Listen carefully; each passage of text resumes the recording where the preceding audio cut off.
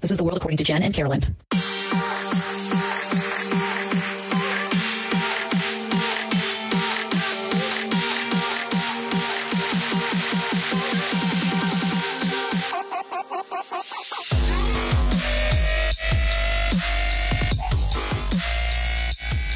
All right, everybody. So tonight we're going to be talking about scams. Scams. Because scams are everywhere. They are. And yeah, it's really sad. And innocent people, are getting scammed out of their money. And really, it's nothing new. But thanks to technology, like we talked about in the catfish episode, scams are seedier and more pervasive and easier to perpetrate. And it's so much harder for, I think, law enforcement and people to stop. Yes. Which is really fucked up. It's hard. Law enforcement has not caught up to these scammers in a lot of instances. It's just that sophisticated and how antiquated kind of law enforcement is around technology and staying on top of that. System. And the legal system. So anyway, as we said, lots of people fall for scams. And Carolyn and I, who I think are both reasonably intelligent human beings, we have our moments. I think we're talking about me only. No, we've both nearly fallen for scams. And if you have, like we said in the catfish episode, if you've fallen for one of these scams, you are not stupid. It's not your fault. And you are absolutely a victim of typically a sophisticated scheme. I mean, the Federal Trade Commission, the FTC, received more than 5.88 million fraud reports in 2021, a 19% increase from the year prior. So reports of associated financial losses topped 6.1 billion with a B, an increase of more than 77% compared with 2020. So you can see how pervasive these things are. You can see how much money scammers are making. So please don't feel bad. No. So Carolyn, it's interesting though that's a pandemic shift too. I wonder what it was in.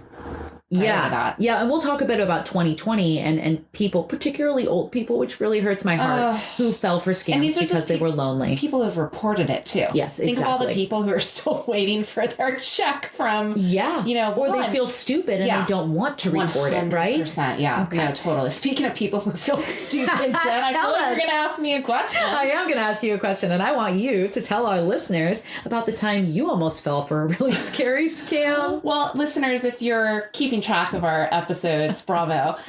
This will be number 3 in a series of ways Carolyn has been fucked. Third time's a charm. Except this one tried to, instead of touching at my heart, this one tried to touch me financially. Your wallet, and which is empty, by the way. Empty. That's never end. That there's some flowing to my love, but not my wallet. So again, Jen, if you want to go ahead and count some of the red flags that you hear, given how you've pretty up to date on scams. So Saturday at 5 p.m. I've just come out of a facial. I know, I feel really bad for me, right? And I get a call on my work phone, and it's a 415 number, and it says it's from the SF Sheriff's Department. Now, when I did track that number as I'm talking to this person, it showed up as that is the actual number for the Sheriff's Department. But if you're a listener of our podcast, that can also be manipulated.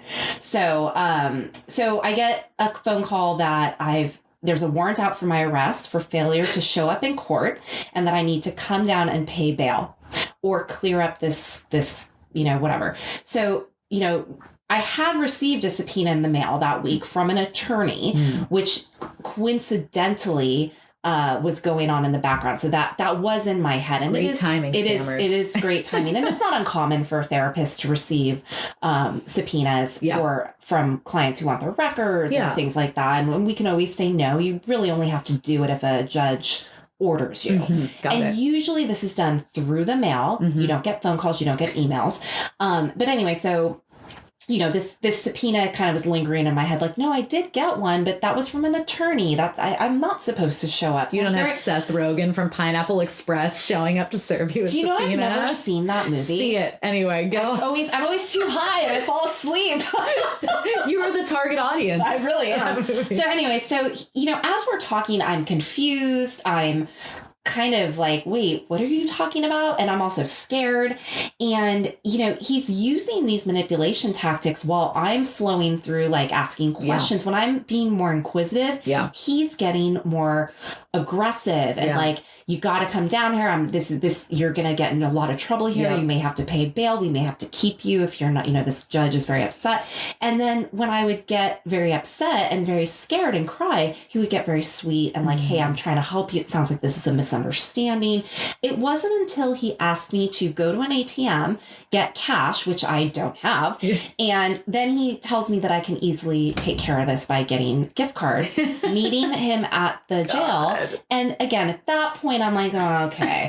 But, the red flags were there all along. I did end up going to the police department. It was investigated. Apparently, there was a scam going around California and throughout the United States of scammers trying to attack therapists and social workers with this subpoena scam. Just bring me an Applebee's gift card for $500 and we're good, bro. I want some macaroni grill. Macaroni grill. Yeah, totally. some Apple Music Store. Yeah, totally. Some Google gift cards. Yeah. So total bullshit. That's how I got... but I was on the phone for him for about 45 minutes. Jesus. And I remember he came over to my house crying. And I did. I was freaked the fuck out. I took you into my loving bosom and told you everything was going to be all right. I wish you'd hugged me. And busted out my shotgun. I know, not much of a hugger. I think you might have hugged me that night. I did. I felt really bad. You did. But what I encountered, the scam that I nearly fell for, or kind of fell for, involved gift cards as well. My elderly aunt, quote unquote, I got an email from her. This person had hacked her account. And it was somebody masquerading as poor Auntie Pam who needed a gift card. And I immediately was like, no problem. What do you need? And then I kind of got suspicious. So, I offered to mail the gift card. I said, what do you need? What's the denomination? I'll put the shit in the mail. Said it was for, their niece's birthday, some shit like that. Mm-hmm. Anyway, I said, I'll put it in the mail. They're like, no, just take a picture. Send me the code. The denomination was huge. Auntie Pam is somebody who sends chocolate candy, chocolate bunnies in the mail, and art supplies. She's not somebody who's going to give you a $500 gift card, multiple gift cards totaling $500, which is weird, right? Yeah. And so I was like, okay, great, I'll do this for you. I said, but I want to talk to you. Jump on the phone with me just so I can make sure this is you, and then I'll proceed. And this person was like, oh, no, I'm traveling for work. And I'm like, gotcha, bitch. Auntie Pam's in her 70s and probably hasn't worked in over 20 fucking years. Oh, and then it started to sink in all of the red flags, right? Like Auntie Pam is a former educator, highly educated woman. There's tons of fucking misspellings and shit in these emails. I was like, well, this clearly is not Auntie Pam. Anyway. God, that's awful. Yeah, that's what happened. But so, and I have so many stories from friends, my husband, and we'll get into that, like who've nearly fallen for, or at least somebody has tried to scam us, right? Yeah. And so I think we always like to touch on history here. So we're going to go through a very brief history of scams. And I think it's important to start with the definition of fraud. So fraud is deceit with an intent to illegally gain a financial advantage over a person or an entity. It refers to dishonest acts that deprive an individual or entity of money or legal rights. So fraud is something that's been in existence for more than 20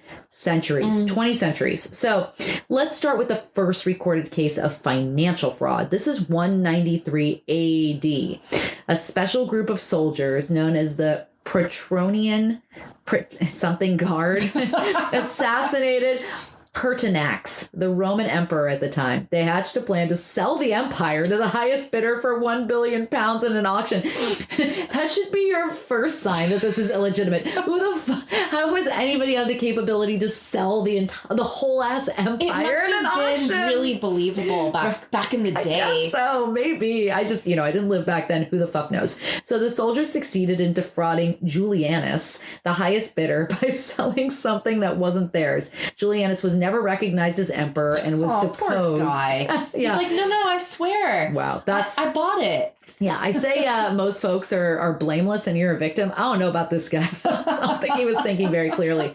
A civil war broke out at a time that came to be known as the Year of the Five Emperors. That's wow, cool. This led to a civil war. That's pretty insane. So let's jump ahead to 1920. We always hear the term Ponzi scheme, right? I don't really know what the fuck that means. So let me tell you about Charles Ponzi. Think about the Roaring '20s. I can hear the I can hear the music in my head and flappers and shit. Right now, just do the Charleston in the background.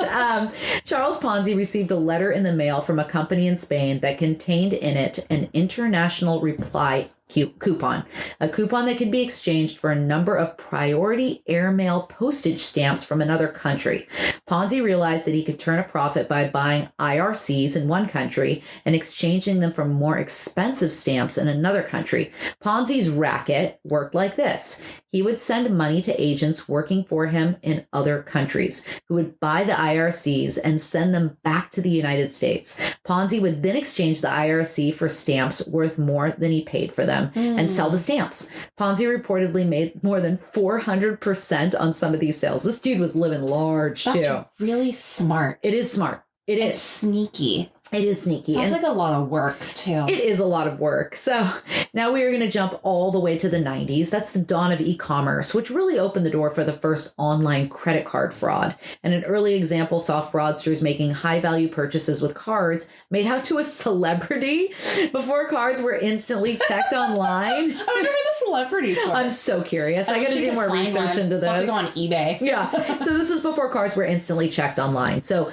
there was a short window where this tactic was viable, and there was always a race between the vendors and the fraudsters to stay one step ahead of each other. And apparently this still goes on to this day, which I find really fascinating. So let's skip to Bernie Madoff. So when you hear Ponzi scheme, I think most of us think of Bernie Madoff, and he actually perpetrated the world's biggest Ponzi scheme, swindling investors out of $64.8 billion.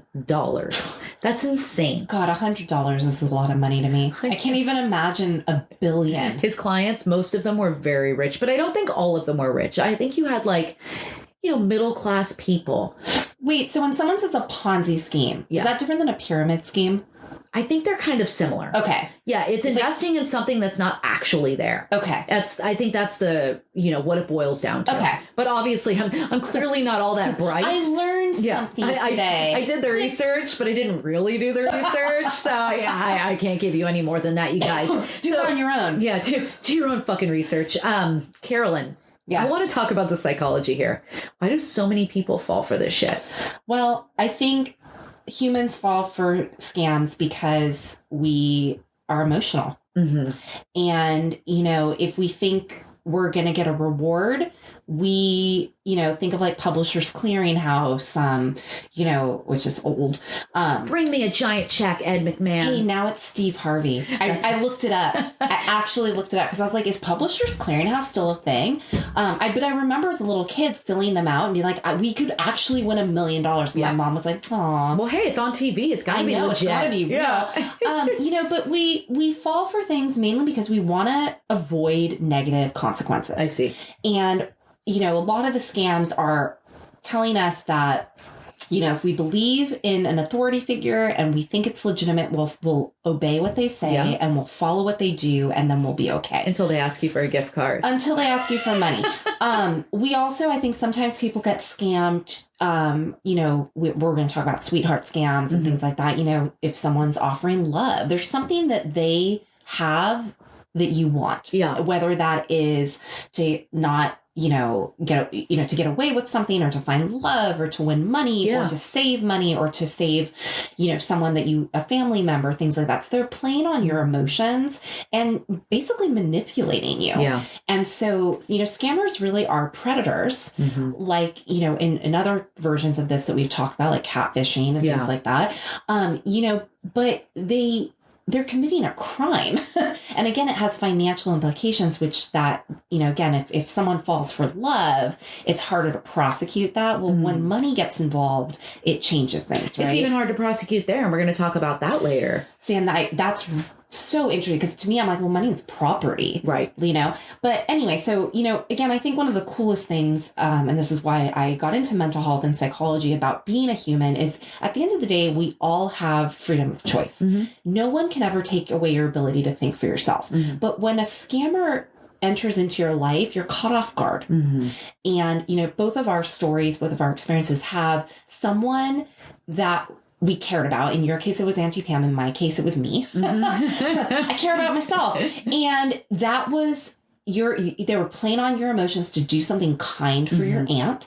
And you thought, well, of course I would do that. But then when you actually stopped and really thought about it, which I admire this a lot about you. You're very good at going, well, wait a minute. How's this person trying to fuck me over? And but they move fast. And that's the thing. And they convey this sense of urgency. Yes.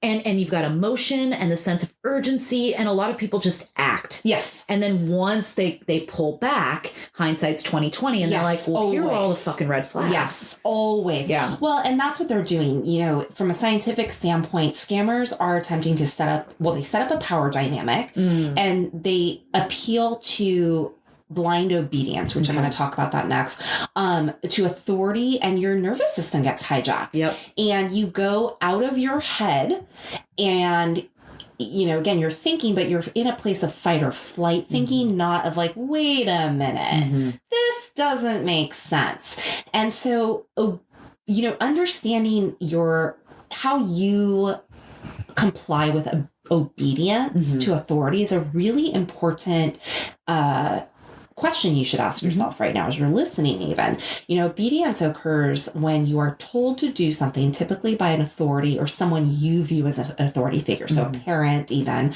a teacher can fall into this, where, you know, most of us are used to conforming as a form of social pressure or as a form of like social norms, you know, but we're typically not obedient to authority. And so when your obedience is called into question, you might change your behavior.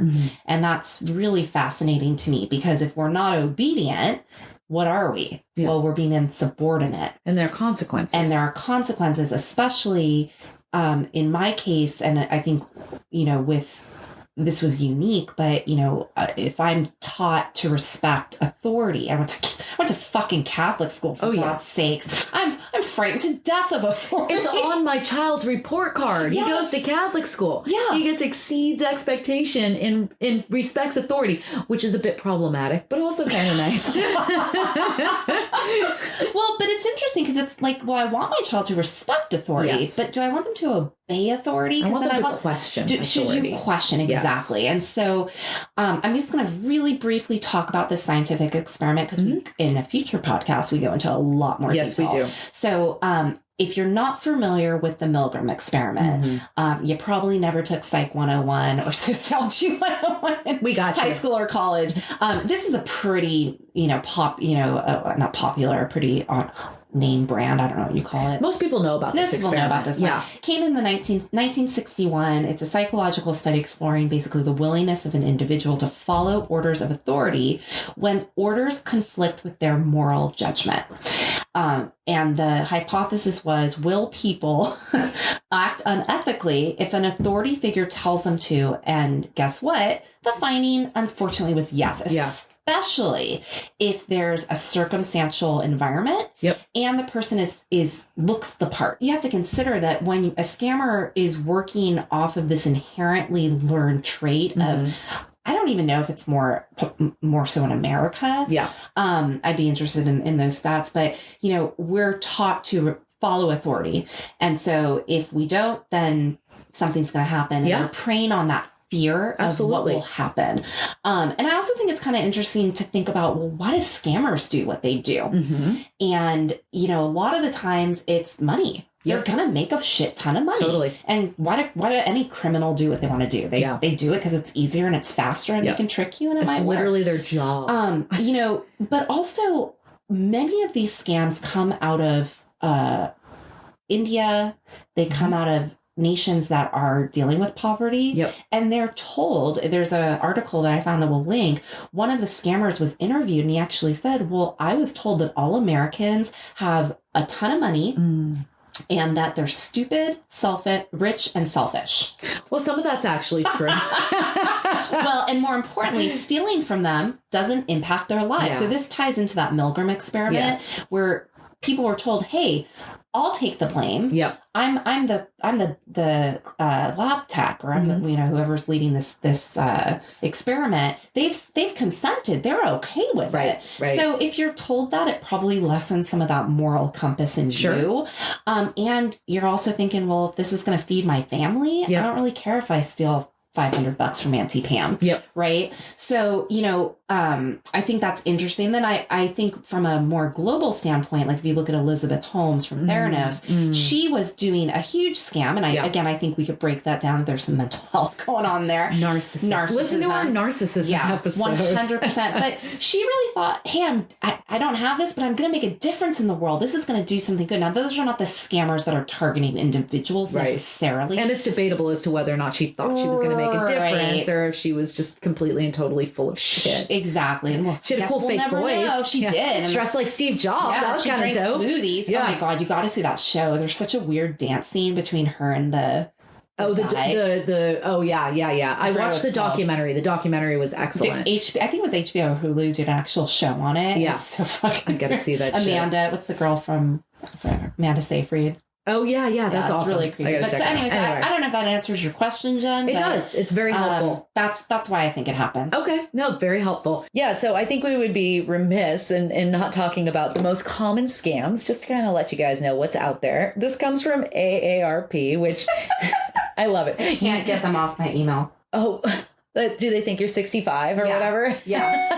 I'm not even 41 yet. Leave me be. Yeah, right. You got some time before you get your $1 off at the movies, before your matinee discount. So, and actually, and we'll get into the stats a little later, but elderly folks aren't the most common group to be scammed. However, they are typically targeted because they're perceived to have more money. Anyway, so the first one is this Google Voice scam. I don't know if you've heard of this, but yes, people have tried to do this to my husband a couple of times. So, if you're selling something online, trying to find a lost pet, whatever, and you include your phone number, the crook calls you, acts like they're interested, and then they say they want to verify that you aren't a scammer. Oh, the irony. And they tell you that you're about to get a verification code from Google Voice, their virtual phone and text service sent to you, and ask you to read it back. What's really going on? They're setting up a Google Voice account in your name, and then they can go on to perpetrate scams and pretend to be you, which is really crazy. So my husband sells a lot of golf clubs online,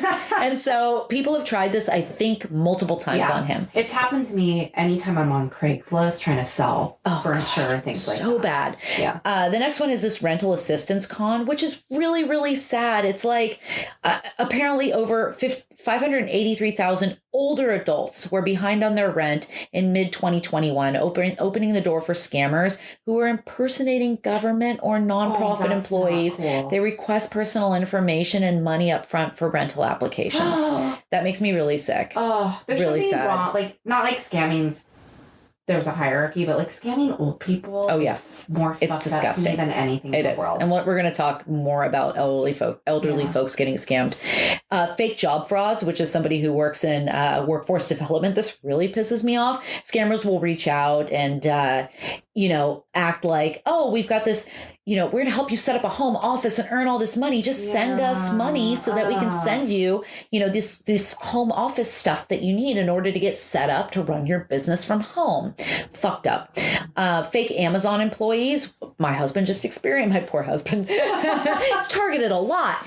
Somebody just tried to do this to him a couple of weeks ago, and somebody did this to me about 6 months ago. So when he called me and he's like, somebody did this to me, I'm like, dude, this is a scam. They call you, they say that they're from Amazon, and, Amazon is so pervasive.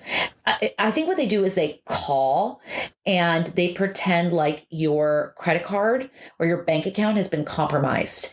And then they work up to asking you for your information. I've gotten a lot of emails about that. Yeah. From Microsoft and from Amazon, but I've never gotten a phone call. Oh, the phone calls are crazy because it says Amazon. And what was funny is when this person called my husband, they're like, oh, we're calling from Amazon. And they're like, okay, now we're going to connect you to your bank. And then when the quote unquote bank representative picked up, it sounded just like the Amazon person. It's pretty much the same fucking person. They suck. They really do suck. It's kind of funny if you think it is. Except for all the scamming. There's right, except for the possibility that you might lose thousands of dollars. There's cryptocurrency ATM payments. So those ATMs cropping up in convenience stores, gas stations, and big retailers, I can't talk tonight, are scammers' newest payment method. Pretending to be government officials, utility agents, or sweepstake representatives, they direct you to pay a purported fee. Yeah, Publishers Clearinghouse. Bill or handling charge by sending cryptocurrency bought at these ATMs. Okay, this is mind-blowing to me. I didn't know you could buy fucking cryptocurrency at an ATM. I didn't know that either. That is insane. That, I think, is a podcast in and of itself. I don't understand cryptocurrency. Me neither, but Where's my magical coins? We promise, right? Got these from a leprechaun. So we don't want to upset the leprechaun community. But we are going to do an episode on cryptocurrency and Wall Street and all that bullshit. That should be very interesting. Yeah. Hang in there, guys. I know we are completely and totally out of our depth there, but I think we're going to have a special guest. Anyway, let me stick to this fucking list. Local tax imposters. So people pretending like, hey, you've got this tax debt. You need to settle it. That's scary. Than the IRS. That's right. Favor for a friend gift card. I won't go into that. My Auntie Pam story covers that. Very common. P2P payments. Get your mind out of the gutter. Scammers increasingly demanding payments via, Venmo, Zelle, Cash App, shit like that. I don't know what justification they're using, but it's so easy to send cash via these apps these days. So those are the most common ones right now. And scammers, this really made me upset. I listened to a lot of Dateline. If you remember Stone Phillips. Yeah, Stone Phillips or what's his name? Keith Morrison. Oh. I'm a Keith Morrison girl, 100%. Super. Is he the one with the mustache? No, he's the older debonair gentleman. Oh, very handsome, great voice. And he always sounds bemused. He's like, tell me more. Tell me more about that. Yeah, he's great. So we love us some Dateline and Keith Morrison. So anyway, I was listening to Dateline and there was this adoption scam. It's so awful. Again, scammers preying on people's emotion. And this one's called Web of Deceit, and I'll link it in the show notes because it was a really good one, but it's also, it's very sad. Yeah. So, two families wanted to adopt, thought they'd found the perfect birth mother, a woman they'd met online. And instead, the Mantooths from Texas and the Colemans from Tennessee became victims of a heartless con. So there was this woman who was initially pretending to be pregnant. And then I think she actually became pregnant, but she had no intention of giving up her baby once she actually became pregnant. So these couples, they were looking to adopt. They had tried to go through traditional adoption agencies. Sometimes that's hard. And so they signed up with an adoption matchmaking service that posted profiles online. And, it was essentially an advertisement offering themselves as potential parents. Oh, and this woman, this scammer, answered the call. And she took these folks on a terrible and wild ride. And, she engaged with them. She pretended to be their friend. She got them to trust her. Wow. And it was really sad because one of the prospective adoptive moms met with this woman and touched her belly at the time when she was fake pregnant and had strapped a pillow to her stomach. And in retrospect, she was like, yeah, it didn't feel right, but she wanted so badly to believe that one, this woman was pregnant, and two, she was going to give her baby, that she just, cast those doubts aside. Yes. Again, we can't say it enough. We should put it on a t-shirt. Listen to your gut. If something doesn't feel right, it likely isn't right. And these online sites, they're not screening. They're sort of just a consortium. It's like a connecting mechanism, right? And so I feel like, can I go to the doctor with you? But I guess that would be against HIPAA. Well, I mean, it really depends on the mom, the pregnant mom, and whether or not she permits you to do that kind of stuff. Sonogram. Yeah, I know. Deep fake a sonogram. I bet you can borrow somebody else's sonogram. That's for goddamn sure. So this woman was pretty savvy, and both of these couples, and I don't think these were the only two couples that fell for this, but they were the two that were profiled in Dateline. They were giving her money. She would say, I'm struggling. I'm behind on rent. She concocted another whole ass child who didn't actually exist, pretended she had a 2-year-old and that she needed money for food. And so these poor couples were giving her, huge Walmart gift certificates and giving her money to help pay rent. And then they Dateline, think they're helping their future child. Yeah. And then Dateline got involved. So things things got a little hinky. Like the prospective birth mom just wasn't answering texts and calls and would disappear. And so anyway, Dateline got involved. I'm not sure exactly how they got involved. I don't remember. They just get involved. Dateline just like, it's like the bat signal, but it's the Dateline signal. It's like, I think somebody's pulling a number on me. And then Dateline just fucking shows up and they're like, let's get these motherfuckers. So anyway, they started investigating and they called this woman out. And they had footage of her taking the gift cards for Walmart and going with her girlfriend to go buy, this is when she was actually pregnant, going and buying baby supplies, which tells me you don't have any intention of giving your child up if you're buying baby supplies, right? Going to expensive restaurants, you know, she doesn't have any money to pay her rent, so which is BS, and she's using that money that was given to her to pay rent to go to expensive restaurants. Wow. So she's living it up. Dateline's following her around. Eventually, as Dateline does, they confront her. Like, what the fuck are you doing? And she ultimately breaks, lies, says, oh, my ex-husband taught me this scheme. Well, that wasn't true. I think she had not one, but two ex-husbands, both of whom she defrauded. Credit card fraud, thousands of dollars. Yeah, she would leave these dudes in the dust, high and dry. Then they'd start getting these credit card bills for credit cards they didn't sign up for, but were in their name nonetheless. So she was just, you know, a dirty, rotten scoundrel. And I don't know what happened to this woman inevitably, but it's really sad. Really sad. That's like her survivalism in the wrong. It's taking survival to... you know, I understand doing what one needs to do to survive, but when you start hurting people, innocent people, that's where it becomes, you need to take personal responsibility. What's your morality? You know, all of this reminds me of, sorry, my musical theater's coming out. Of, you know, Les Mis, if it's like, he steals some bread. Yeah. You know, because his family's hungry. Like, that's, you know, I get it. That's a victimless crime. A victimless crime. Right. And it still's a crime. You shouldn't steal, but... No, you steal when you're hungry. When you're hungry. And, you know, I think you question someone's morality. Yeah. And I think, you know, the older I get, you really start to define yourself by your character and your values and what those are of those around you. For sure. And I think that's what always leads me wondering, you know, I think there still is a sociopathy happening with scammers. Yes. It's not just money. Yeah. Because if money was your motivation, well, when's the limit then? Right? You know, and it's like, well, that's... Or you're telling yourself something, right? Like the folks in developing countries who are being told, you know, all Americans are rich. Yes. It's only, you know, you're only getting them to part with disposable income. And you start believing that narrative. Yes. And if you feed yourself a particular narrative, you know, we saw it with the fucking Nazis, right? Yes. Yeah. They believe a particular narrative about a group of people, and then it's easier to use and abuse them. Yeah. You know, and you know, what a woman to do that to another woman, I find that it's really fucked up. It's so sad. Yeah. I know. I agree. I have a woman really code has been violated. Yeah, I have a hard time wrapping my head around this a lot. It's really sad. Yeah. So, you know, Carolyn, we touched on this in the catfish episode, but can you give us some psychological insight into why people believe cons like this, even when confronted with glaring signs and evidence that they're being fed lies, like touching a stomach that's actually a pillow and knowing that something's wrong? Well, you know, like you said, we're not trusting our gut. And there is a scientific reason that this is happening. And, you know, when you're in your head and your prefrontal cortex is just where reason, logic, really what makes us a higher form of animal. We can talk, we can reason, we are able to assess risk.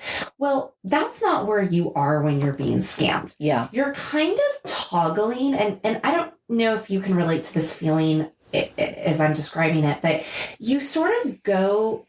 Like, you feel like you're kind of moving from right to left or up and down, even within your body. It's disorienting. It is. And they rely on that. Yeah, where you're kind of like, well, I think this, and this all looks like it makes sense, but something's off. There's always this something's off feeling that then you're kind of having to rationalize within yourself. And the longer it goes on, the more problematic that becomes, because then you're also questioning yourself, which, depending on your personality, most of us aren't really good at questioning ourselves because that requires a level of self-reflection where you might look, you know, like I feel like, well, that was dumb of me. I'm embarrassed to tell people.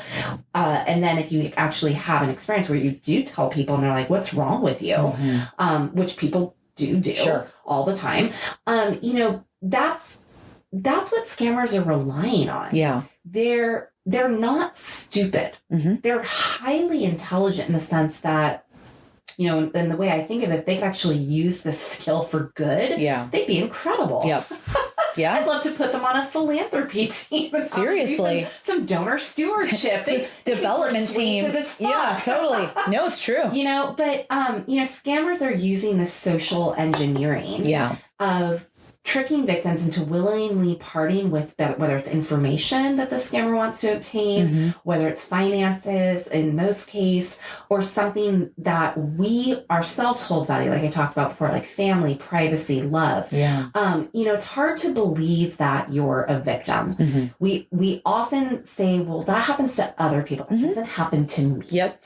And there's been certain things I think in our lifetime that have happened universally where when we do realize how many people have been affected by something, that's actually a really strong psychological tool of validation. Yeah. There's a universality in the fact that I'm not the only one. Right. Yet we often think, well, that wouldn't happen to me. That happens to others. That's kind of how we move through the world and we freak out half the time. Yeah. That's a survival skill, right? So really being able to get out of that fight or flight state and not think, we're not ready to do that yet. When you're in fight or flight, you have to stop and breathe. Yep. And I don't even want to tell you what to do next, because if you can't do that, there's no point in telling you what to do next. Because you have to stop and breathe and go, hold on. Let me get back in my body. Let me actually get in what we call a ventral vagal state, not a dorsal vagal state. Dorsal vagal state means you're in fight or flight, you're in a judgment state, you're in a panic state, you're in a critical state. You're not in a compassion state and an empathy state. And so if you're thinking from a place of fear, you're not thinking. No. You're freaking out. That's your animal brain. That's danger and that's shutdown. And that's not where you want to be when you're making financial decisions, love decisions, family decisions, pretty much anything. You need to be in a grounded state. And again, this is not impossible to do, but we're often really, I know even someone who does this and thinks about this, I'm often noticing how frequently I'm disconnected and having to say, wait a minute. And unfortunately, our capitalist society doesn't often give us a lot of time to think. That's true. Yeah. We got to move. We got to get these things done. And this only has this much time. Most things in life, in my opinion, unless you're a surgeon, they're not emergencies. Right. I know you think that email has to get sent right now. Yeah. It can wait 24 hours. I know that friend who keeps texting you needs to know something today. Let them wait. Right. I think you've told me this before a million times. The power of doing nothing is often more powerful than doing anything. Well, also, you want to give yourself time, because everybody has had, I think, that experience where somebody sends you an email that it triggers you, but really pisses you off. Yes. And if you respond in anger, and you fire off an email in response, 9 times out of 10, you are going to regret what you said. However, if you're like, nope, I'm going to give myself time and space before I answer this, and I'm going to approach this with a level head after I've taken some deep breaths, you are going to be able to come up with a more rational, less emotional response. Well, and you see the red flags. Why would a police officer be calling me at 5 o'clock on a Saturday? Right. That doesn't make any sense. Yeah. I know that you get mailed court orders. I know this wouldn't happen. And even if it did, let's pretend that that was true. I am within my rights to say, I'm going to call a lawyer. Fuck yeah. Come arrest me. Yep. Come at me, bro. Come at me. I mean, and that's the thing. And I think that's another thing. We often really don't know our rights. That is very important. And I certainly have leaned on that, and that's not safe. And you have to know, what are my rights when a cop approaches me? Yep. What are my rights when someone shows up at my home? What are my rights when someone's breaking into my home? Yep. Learn these things. I didn't know these things. Yep. And unfortunately, it's only after, thankfully, nothing tragic has happened to me as an outcome. But that's always been that, well, I didn't know that. I should learn that. Yep. And so, educating yourself, allowing yourself the compassion that the other person on the receiving end of this relationship, whether that be a scammer, whether that be a partner, whether that be a friend, family member, you're allowed to say, I need a second. Even to yourself. Yeah. And I think we often have to have that conversation, but scammers are relying on our inherent fear. Yep. And oh no, Yeah. as I call it, the oh shit factor. Right. How do I make this go away quickly and get out of trouble and make this stop? Yep. Which is a normal feeling. And if you're feeling that way, question it. Mm-hmm. And think about it. Call a friend. Yeah. You know? Yeah. Run it through somebody you trust. See what their opinion is on the matter. Yeah. You know, get an outsider's perspective, because when you're in it, it's often hard to see clearly. Well, and that leads to why it's so easy to get manipulated. We believe something and it becomes real. Yep. And oftentimes even clients will say, or people within my life will be like, well, you know, I feel this. I'm like, you believe that or you know that? Mm-hmm. Well, if you only believe it, then that's like up in the clouds. Like that's fantasy. That's fairy shit. It's not fact. It's not fact. And I'm not saying your beliefs don't have a place. Right. But believing something versus knowing something and having, you know, again, I could have said, well, can you email me that? Yep. Let me send, I'm going to send that off to my lawyer. Right. What number can I call you back yes, at? You know? Exactly. Like calling 850 Bryant, which is our police or our jail, and saying like, hey, what's the deal here? Yeah. You know? And, you know, but when you believe a fantasy, your brain thinks it's real. Yeah. And I've been through this enough times. I've listened to people go through this where they believe something and then it becomes real to them because it's a fantasy. And if it doesn't happen, then that means something. Yeah. That means the loss of something, or that means even worse, then they're in trouble or someone didn't love them. And so those are really powerful things that a scammer is appealing to. Yep. And humans, again, we're really cool and all, but we're feelers. Yeah. We often don't follow our instincts, and that's where animals have us beat. They only follow their instincts. That's right. Yep. Yeah. Makes sense. And, you know, we touched on this briefly in terms of elderly people getting scammed. There's, I believe firmly, I don't even believe in hell, but I think there's a special place in hell for people who scam the elderly. So there were 92,371 victims of elder fraud in 2021. And elder fraud losses increased by 391%, which translates to 343 million to 1.685 billion from 2017 to 2021. That's crazy. And you know, scary. and you know what's really fucked up? A lot of these scams are what's called confidence scams or romance scams. And senior citizens lost almost 1 billion in scams in 2020, according to an FBI report, because they're lonely. They're lonely. You know, so this is called the sweetheart scam. And these scams are commonly perpetrated online, but they can also occur in person. And a scammer convinces their victim that they're in love, uses these emotions to build trust, and then bilks money from the unsuspecting person, oftentimes a lonely senior. So sad. There was one woman that I read about, Mrs. Kleinhardt, and her scammer followed the typical playbook. Poor Mrs. Kleinhardt. And this person claimed to be a professional working abroad, exploiting a victim's loneliness to quickly establish a bond, building an imagined future with them, and then planning an in-person meeting that depended on the victim's willingness to part with money.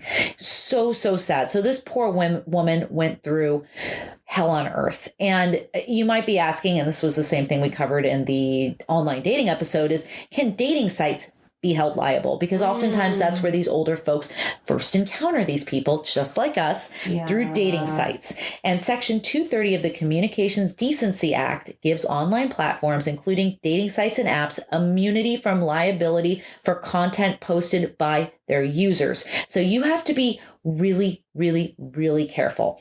Yeah. And you want to hear something really, really fucked up? No. As Mrs. Kleinert found out, there's little that law enforcement can do to track down these online scammers, particularly those operating from foreign IP addresses. This next part, I'm going to have to take a deep breath because I'll it's get you a tissue. So sad. I'm going to need it. Cry. After losing all of her money, Miss Kleinert turned to the young people in her life to tighten her online privacy settings. But after a fire destroyed her home and a friend set up a GoFundMe page to help her, she found she was still vulnerable. So this fucker who had scammed her, this person who went by the name Tony, reappeared after months of silence and said, "I know you have money. I saw you have a GoFundMe page." How? Oh, it breaks my heart. My computer. How do you do that with your computer? I'm so dumb. I don't. Yeah, these people are really sophisticated. That is so awful. I hate Tony. You know, Okay. I mean, all I can say is, first of all, we're going to give you some tips here, which I think you'd be like, well, duh. But when you're caught up in the moment and you've been hijacked, your emotions have been hijacked, you're in fight or flight, you might not necessarily think about these things. And use these to tell your nonas and your nanas and your babies and your people. Yep. You have to take care of the older folks in your life. I have to remind my mom not to, she'll be like, oh, I got this really weird message. I'm like, don't open it. Yeah.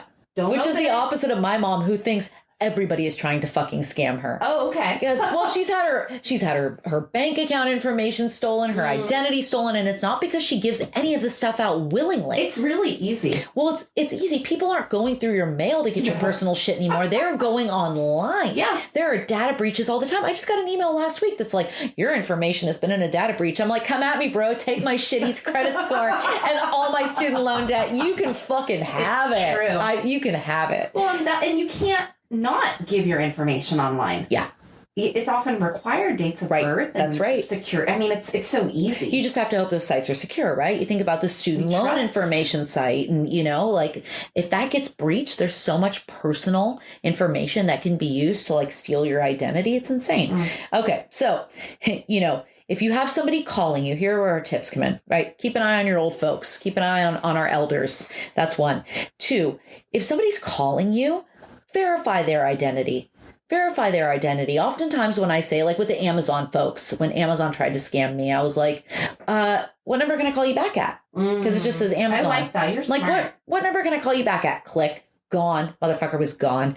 Never give out any personal information like your social security number or your bank account info. Your bank is never going to ask you for that shit. Your bank has a multi-step verification process that will never, ever, ever include you giving out your whole ass bank account number, right? Yeah. Even the IRS just mails you shit. Right. Which blows my mind. Yeah. And stay on top of scams. Some of these scams that I saw in that AARP article, I hadn't even heard of yet. So just stay on top of this stuff. Is there a website that you look at to... I'm going to find one and I'm going to post it. Okay. Because I think it's really important. Google that too. I mean, you just look at like most common scams for 2023, right? And just check it out on like a monthly, whatever. So, just stay on top of this shit. Yeah. Again, there are so many. Excuse me. Gross. I think it's the scented. COVID? No, it's the scented candle I brought into the pod cave to try to make this a more feminine and lovely space, and it's giving me some sort of allergic reaction. Busted ass candle. This is what you get when you try to make things nice. It's the essence. It's all the male energy up in here, as we've said, or maybe we haven't said yet. I kind of like having the 49ers and Joe Montana looking over my shoulder while we're podcasting. Good old days in as San Franciscans. 49er Warriors and Giants glory is all over. We should woman it up a little bit more, though. We should. Well, I got the scented candle. That's, I think, literally killing me. We're in my husband's man cave. Anyway, just be safe, you guys. And scams, they're nothing new. But much like catfishing, I'll talk about that again, the internet has provided so much more access to us targets, more opportunities to defraud people. We really, this show is about educating, empowering, and entertaining. And we always want you to stay safe. We always want you to question everything. And we always want you to learn something new to protect yourself and your loved ones.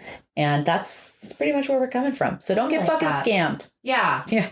Be wary. Yeah, be wary. Be wary. Yep. I hate to say that, but... Fox Mulder said it best. The X-Files said it best. One. Yeah, trust no one. That's right. All right. Everybody, stay safe. Don't fall for scams, and we'll see you next week. Bye. This fucking candle.